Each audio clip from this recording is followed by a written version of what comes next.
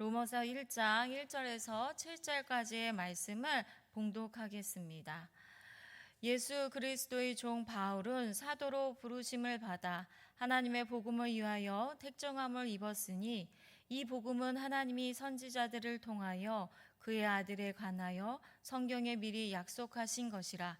그의 아들에 관하여 말하면 육신으로는 다윗의 혈통에서 나셨고 성결의 영으로는 죽은 자들 가운데서 부활하사 능력으로 하나님의 아들로 선포되셨으니 곧 우리 주 예수 그리스도시니라.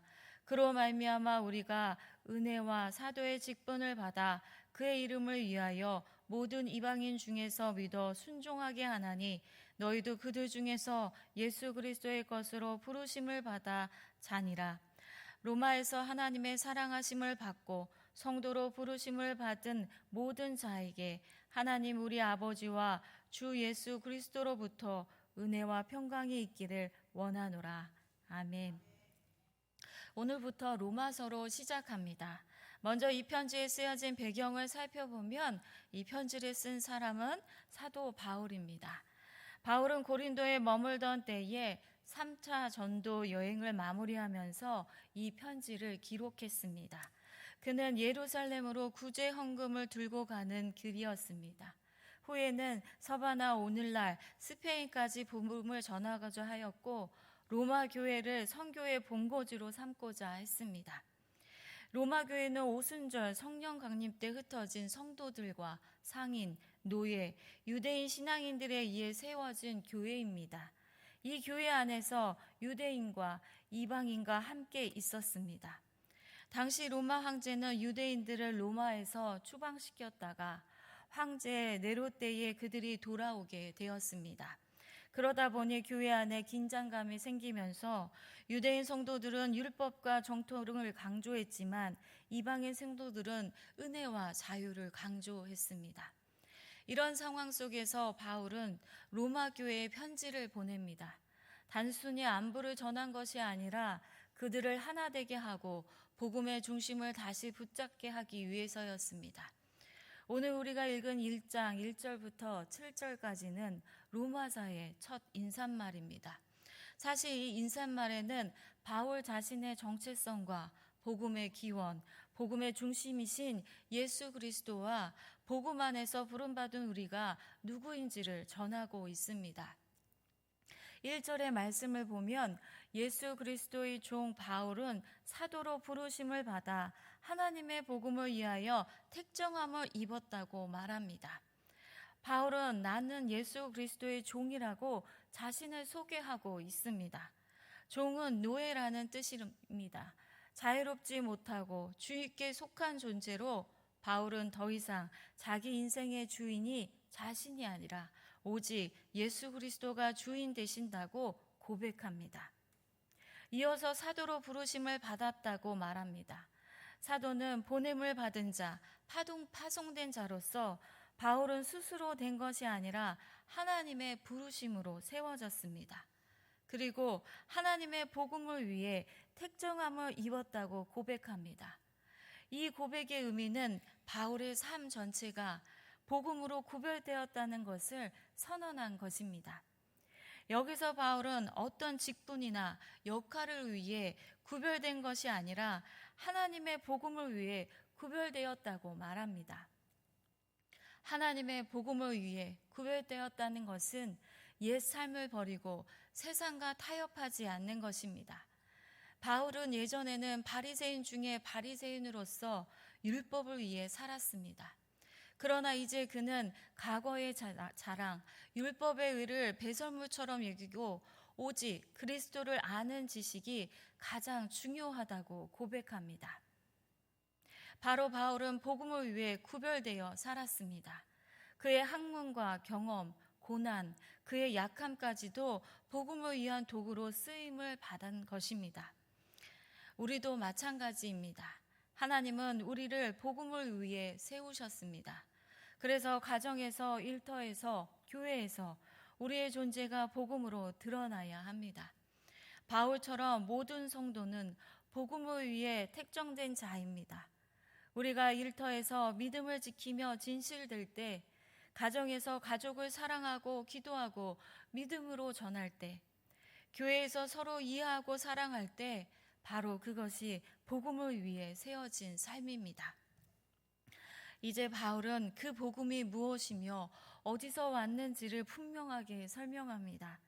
2절의 말씀을 보면 이 복음은 하나님이 선지자들을 통하여 그의 아들에 관하여 성경에 미리 약속하신 것이라고 하였습니다. 복음은 오래전 하나님께서 선지자들을 통해 약속하신 것입니다. 그리고 그 중심에는 바로 예수 그리스도가 계십니다. 그는 하나님의 아들로 다윗의 혈통으로 나셨고 인간의 연약함 속으로 오신 분입니다. 그러나 예수님은 죽은 자들 가운데서 부활하심으로 하나님의 아들이심을 증명하셨습니다. 4절에서 바울이 능력으로 하나님의 아들이 되셨다고 말하는 것은 바로 예수님의 신성이 부활 사건을 통해 온 세상에 선포되었음을 말합니다. 여기서 우리는 복음의 두 핵심을 보게 됩니다. 바로 성육신과 부활 사건입니다. 성육신은 예수님이 낮아지셔서 우리와 같은 사람이 되신 사건입니다. 예수님은 다윗의 혈통으로 이 땅에 오셨습니다. 이것은 실제 역사 속에 일어난 사건이며 예수님께서 사람이 되셔서 우리의 삶 속으로 들어오신 것입니다. 부활은 죽음을 이기시고 하나님의 아들로 선포된 사건입니다. 예수님은 십자가에서 죽으셨지만 사망 권세를 이기시고 부활하셨습니다. 부활을 통해 예수님이 하나님의 아들임을 드러내신 것입니다. 복음은 예수 그리스도의 삶과 죽음 그리고 부활입니다. 우리가 복음을 믿는다는 것은 바로 예수님을 믿고 그분의 삶을 주인으로 받아들인다는 것을 의미합니다. 다시 말해 복음을 믿는다는 것은 내 삶의 주인이 바뀌는 사건입니다. 이제는 내가 주인이 되어 살던 삶을 내려놓고 예수님께서 내 삶을 다스리도록 하는 것입니다. 신앙을 그저 좋은 가르침 정도로만 생각한다면 복음을 붙드는 삶이 아닙니다.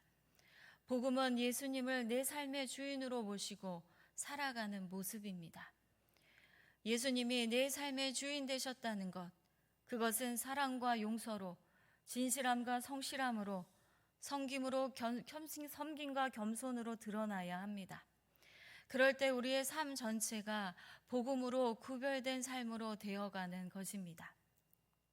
이처럼 예수님을 믿는다는 것은 삶 전체가 복음으로 구별되는 것을 의미합니다. 그런데 바울은 여기서 한 걸음 더 나아가 복음은 우리를 변화시키는 것뿐 아니라 우리를 부르시는 능력이 있음을 말해줍니다. 5절과 6절의 말씀을 보면 바울은 그로 말미암아 우리가 은혜와 사도의 직분을 받아 그의 이름을 위하여 모든 이방인 중에서 믿어 순종하게 하나니 너희도 그들 중에서 예수 그리스도의 것으로 부르심을 받은 자라고 말합니다. 이는 복음 안에 있는 우리의 정체성을 말해줍니다. 우리는 무엇보다 은혜로 부름받은 사람들입니다. 내가 구원받은 것은 내 공로가 아니라 오직 하나님의 은혜입니다. 그리고 하나님은 우리를 부르셔서 사명을 맡기셨습니다. 바울에게 사도의 직분을 주셨듯이 우리에게 세상에 복음을 전하고 내게 속해 있는 곳에서 삶으로 믿음을 드러내도록 부름받았습니다. 바울은 마지막으로 인사를 마무리하면서 이렇게 축복합니다. 하나님, 우리의 아버지와 주 예수 그리스도로부터 은혜와 평강이 있기를 원하노라.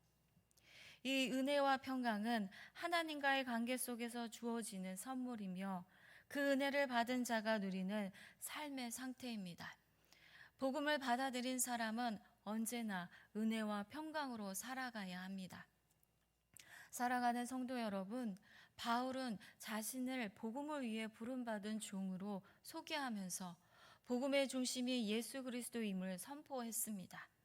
그리고 우리 또한 은혜로 구원받았고 사명으로 부름받았으며 예수 그리스도의 소유가 된 사람들임을 말해줍니다.